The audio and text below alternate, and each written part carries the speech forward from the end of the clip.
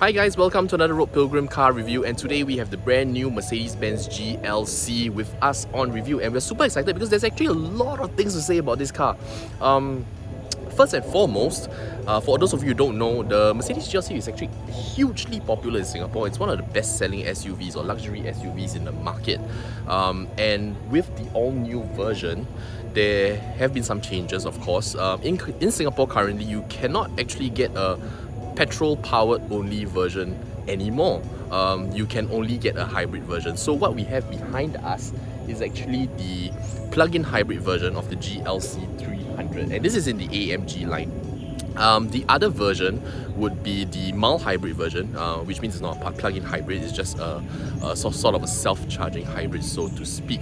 But for today's review, we are going to go through some of its exterior features. We're going to take a look inside, and most importantly, we're going to go take it for a drive, because the new plug-in hybrid version actually has a battery-powered or electric power range of more than 100 kilometers. So that's actually really interesting. But without any further ado, let's go check out the car. Right, so this is the exterior of the Mercedes-Benz GLC. This is the 300e, the plug-in hybrid version. And I think among the luxury SUV segment, this car probably blends the active, outgoing nature of an SUV best with the luxury element of owning a Mercedes-Benz or owning a luxury car. As you can see, this is the AMG body kit, so you've got a nicely styled front apron.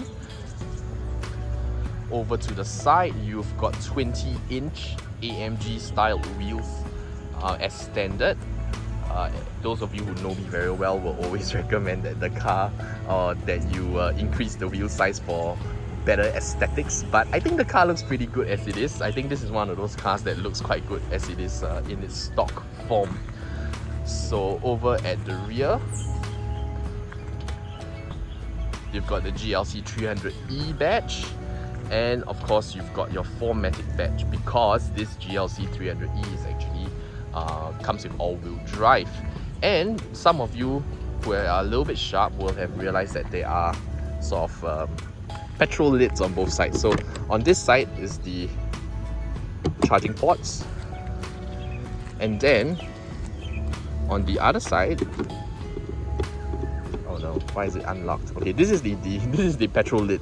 So you just have to remember, when you're filling up for gas and electricity, you might want to just pay attention to which side of the car you're parking you are parking in. Alright, so overall, I think it's a very handsome looking car, and I think what's really nice is that for previous owners of the GLC, and those of you who really liked the previous version of the GLC, this new GLC isn't overly different in a sense, and when you look at the car, you don't feel like it's a completely different car altogether. I think a lot of the styling language has been retained, and I think that's good for people who have bought the car because they have bought into the whole Mercedes brand and Mercedes styling. And I guess for previous owners as well, you know, with the new GLC looking the way it is, it's not going to look far different from the previous generation. So I think that's also a good thing, because if you're not changing your car, then I guess you won't feel too out of place in that sense. Alright, so with that, let's jump into the car and take a look at the cabin.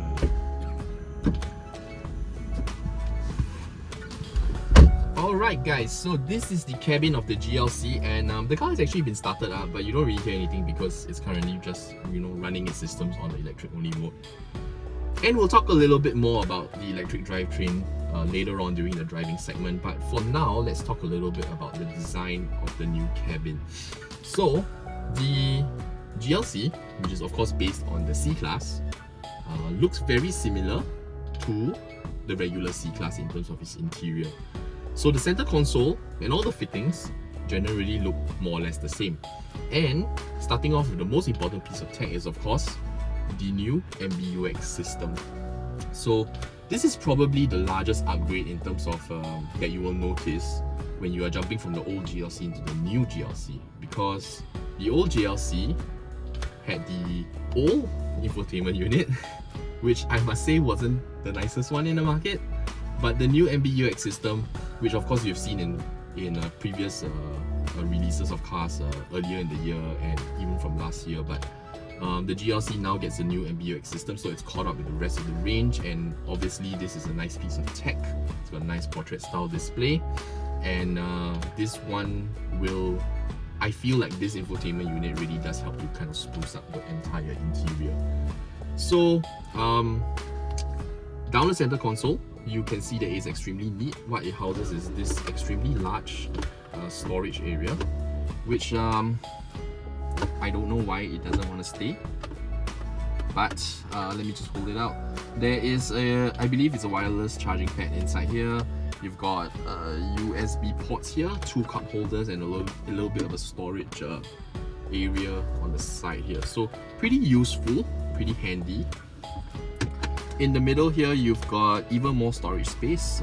This is a fairly deep one, and you've also got a little tray inside here that is slidable, and you've got additional USB ports here as well. Towards the front, you've got, of course, your digital driver's display, which you can actually toggle between the different menus. So you've got an understated display where it's nice and clean, doesn't show too much information, and then of course you've got sport, classic. You can even turn the whole thing into a navigation page, as you can see right here, which is very cool. You can turn it into this mode called assistance mode, which honestly I don't really understand why anybody would really need this. But nonetheless, if you're the sort of driver that requires a lot of guidance on the road, meaning to stay in your lane, then maybe this would be useful. There's also an off-road mode. I'm not entirely sure about the off-road capabilities of this car, and honestly, I don't think anybody who buys a GLC will go off-roading in it. But it's just kind of cool to have, I guess. Doesn't hurt, and if it really offends you, you can just stay away from that menu, I guess. Yes, so that is the digital driver's display, and of course here you've got a nice new steering wheel with the double columns of controls, and this is of course flat bottom as well, being the AMG line. And this is very nice, very plush, but I think it would have been nicer if there had been some AMG badges on it, to be honest, so that it looks a little bit more jazzed up. Elsewhere around the cabin, of course, you've got your memory seats up here. Electric seat controls are also here. This is very typical of all Mercedes-Benz models, even from years ago. And then you've got these nice circular aircon vents, which I think work very well. But I've also realized that if you're using one of those car phone holders that require a clip, they probably wouldn't work on these aircon vents. So just something to take note of, I guess. Not a deal breaker. I mean, between a car and a phone holder, I think you would probably rather change your phone holder than change the aircon vent, or choose another car. So I think this is quite immaterial. I like the design of this, so and I think it also makes it really easy to control, because visually, you know, you don't really have to guess where the louvers are kind of pointing. You just basically drag it to yourself, right? So elsewhere around the car, I think build quality is pretty solid. I'm not entirely sold on the red color seats. I know they put these in because of the AMG line, but I kind of wish they just stuck with regular nice brown seats or nice black seats actually, because I don't think the red is gonna age very well. Neither do I think it goes very well with the classiness of the Mercedes-Benz cabin, which I so happen to believe among all the luxury SUVs in the market. So we talk about the Q5, the X3, and the GLC.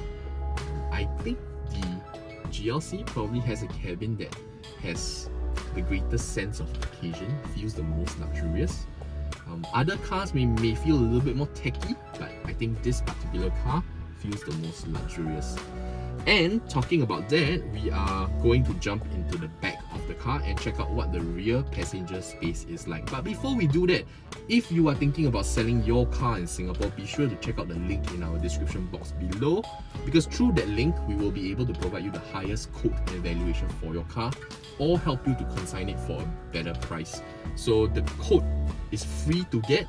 There are no transaction fees, no hidden fees. So if you're thinking about getting a quote for your car, please do check out the link.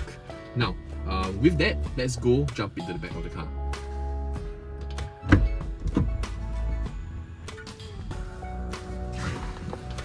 Okay, so I am now in the back of the GLC. And this seat, this driver's seat, is in my regular driving position, and I am 175 meters tall, and this is currently the amount of legroom that I have, so it's a pretty healthy amount.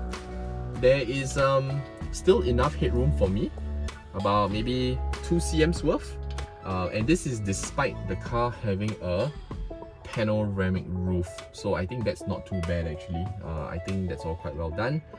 The legroom, of course, if I were to slouch a little bit more, sit in a more natural position, does decrease a little bit, but still more than comfortable.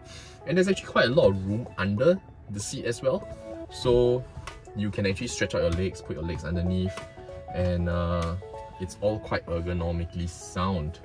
So with this sitting position, of course, I've got a little bit more headroom, maybe up to 4 to 5 centimeters.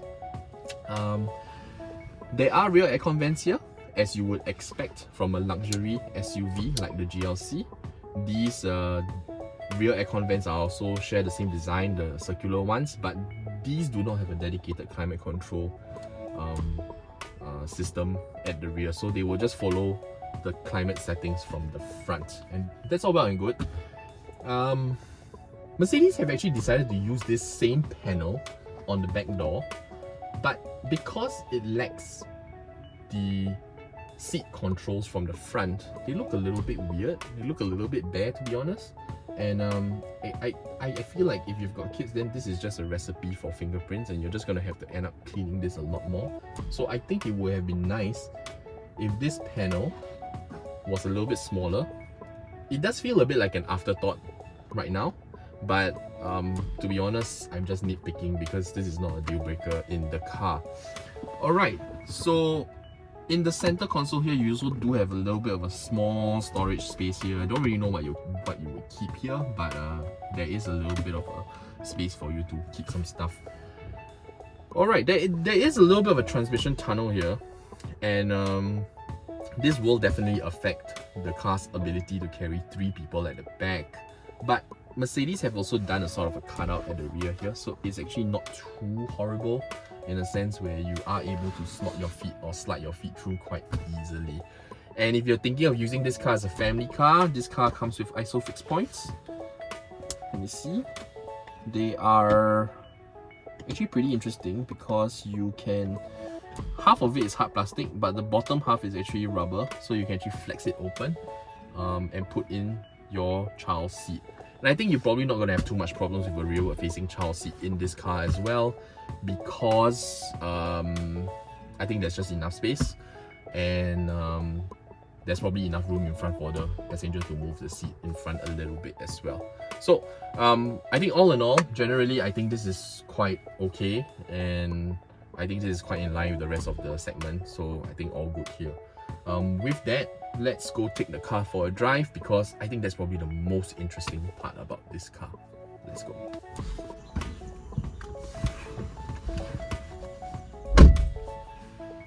Alright, so we are about to go take a drive in the GLC. So I've gotten the car started up, and nice and quiet because it's starting based on electric power only. And just a few little quick specs about the car before we get going. I think one of the best or biggest selling points about the new GLC, the plug-in hybrid specifically, is that it has an electric only range of more than 100 kilometers. So hypothetically, if you are the sort of person in Singapore where you don't drive very far for work, say maybe 20 kilometers to work and 20 kilometers back, and you basically don't really go anywhere else or do anything else, you're just going to and from work, you could potentially actually just drive the car on electric power alone. And let's say you have access to a charger at home, or you have access to a charger overnight. Imagine a situation where you just drive your car to work, drive your car back home, and then you plug in your car on a slow charger, say a 22 kilowatt charger, and then you just charge it overnight. And that's actually pretty cool, because then you only use electric power alone. And the car is actually really nice to drive in electric power alone, because the whole car feels super plush and super comfortable. And then you add that on to the fact that it has no more noise, you don't have the engine roar, it's nice and quiet. All this actually combines into a really nice package. Of course, there are people who would say that You know, of course, there are people who say that, oh, you shouldn't do that because your fuel pump is going to suffer, your petrol fuel pump. And if you are the sort of person that subscribes to that kind of thought, then I guess you can just leave your car in petrol or hybrid mode so that you can allow the car to utilize whichever power source it feels is appropriate at that moment in time.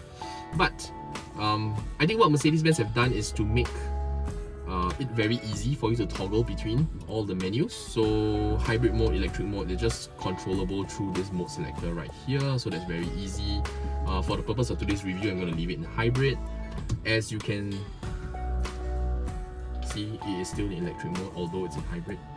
And actually, when I was driving around earlier, what I realized was that if you were to gas the car in a very moderate fashion, so I think the best way to describe this would be to imagine like you are accelerating at about 2000 RPM in a standard petrol powered car. In that sort of setting, the GLC actually prefers to stay in electric only mode. So that's actually quite remarkable, because I think that gives the car quite a bit more efficiency in the long run. The only downside, I guess, about having a plug-in hybrid instead of a self-charging hybrid is that when the battery power runs out, it just runs out, right? So you then have to bring it to an electric charger to basically charge it up. So it does take that little bit of extra effort, I guess. And I guess in that sense, this plug-in hybrid would work very well for people who have very flexible meeting arrangements, where they can basically decide where they have their meetings. So if I were the owner of a GLC 300 plug-in hybrid, I would probably have my meetings only at shopping malls that have chargers. And during my 1 hour meetings or 2 hour meetings, I'll just leave it in the 22 kilowatt charger, the AC charger, and just let it do its thing. And in that sense, then I'll never run out of electric power. And then of course, on the rare occasion that I need to take petrol and top up the car, then I'll do that as per normal. And after all, that takes only like 10 minutes, right? So it doesn't really matter. But let's jump into how the car drives. I think off the bat, the car feels actually very comfortable. It's more comfortable than I expected. And one reason that I expected the car to be maybe not so comfortable is probably due to the fact that this car is quite heavy. So this car weighs in at about 2.4 tons, and that's actually about 300 to 400 kilograms heavier than the mild hybrid version of this car. So as a result, although this GLC plug-in hybrid has quite a lot more horsepower than, actually not a lot more, but 40 more horsepower, combined horsepower than the mild hybrid, and it has about 550 Newton meters of torque, which is actually quite a lot. This car will actually do 0 to 100 in slightly slower time than the mild hybrid, so that's actually pretty interesting, right? A less powerful car going faster 0 to 100. But anyway, I don't think you buy a GLC for its performance per se, so I think that's all well and good. Off the line, during when you're driving the car in start-stop traffic, this plug-in hybrid feels amazing, because a lot of the times it's accelerating with electric power, so you get that instant torque feeling, and it's very smooth, it's very quick off the line, and you get this real nice sensation. But at the same time, when you want some power from the car, all you need to do is step on it, and then the petrol engine kicks in, and it really moves.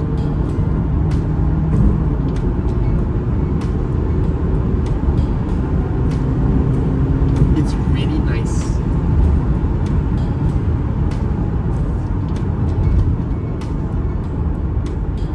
So I would say that in an urban driving environment like Singapore, or actually, for that matter, if you're cruising long distances to Malaysia or whatnot, I think this is a wonderful car to drive. It's very, very composed. It's got huge amounts of comfort, more than I expected. But that said, this is probably not a car that I would chuck around corners too much, because it is quite heavy, as I pointed out earlier. And because of its additional weight, you do feel the car want to lean a little bit more than petrol versions or say the mild hybrid version, which is of course lighter. But generally speaking, I'm actually really fond of this car because I think it does a lot to help bridge the gap between petrol powered cars right now, internal combustion engine cars, and electric cars. So if you're the kind of person who's still a little bit skeptical about EV ownership, but at the same time you've heard a lot of good things about how electric cars perform in the way that they have instant torque, they have more torque than regular cars, and of course they are extremely quiet to operate, then I think this is a wonderful car to kind of try out that sensation, because you still have the security of a petrol tank and a petrol powered engine, which means when you go up to Malaysia you don't really have to worry about whether or not you run out of charge, because if you run out of charge and you can't find a charger, then just drive the car like a petrol car as per normal. And even as a petrol car, it's actually super comfortable and super quiet. The 4-cylinder is not the smoothest one, I would say, but I think it's still overall a very comfortable car to be in, because insulation is actually pretty good in this car as well. So back to my point about bridging the gap. So if you have a car like this, you essentially are able to enjoy the benefits of EV driving, which means of course the drivetrain, but you don't really have to worry too much about whether or not it runs out of charge altogether. So no range anxiety, and you don't really have to be pressured into charging the car when your car runs out of charge, because to be honest, if it's not convenient for you, or you just don't have the time to do it, then you know what, just live a couple of days with petrol power. I think that's well and good. So in that sense, I think the new GLC gives you kind of like the best of both worlds.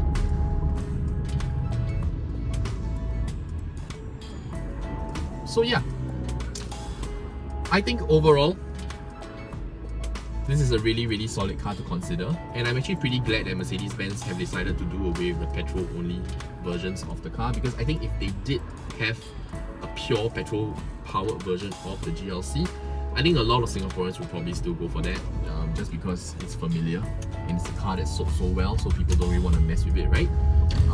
But now with this plug-in hybrid and the mild hybrid, you kind of force the consumer to kind of move on and get on with the times, so to speak. And I think that's a really wonderful thing. Alright, so if you have found this review useful in some way, or if you have enjoyed this review, please consider giving this video a like and subscribing to the channel, because we've got brand new car reviews every single week, sometimes more than once a week, and it'll be really great to have you with us on those reviews. If I have missed out anything about the car, or if you have questions about the car that I did not cover, please feel free to leave them in the comments section, and I will definitely do my best to answer them. Once again, a quick reminder, if you are thinking about selling your car in Singapore, be sure to check out the link in the description box below, because through that link we'll be able to provide you the highest possible quote and valuation for your car, or consign the car on your behalf for a better price. The quote is free to get, there are no transaction fees, no hidden fees, so there's really no harm in inquiring with us. So if not, as usual, please take care of yourself, stay safe, and we'll see you next time. Bye bye.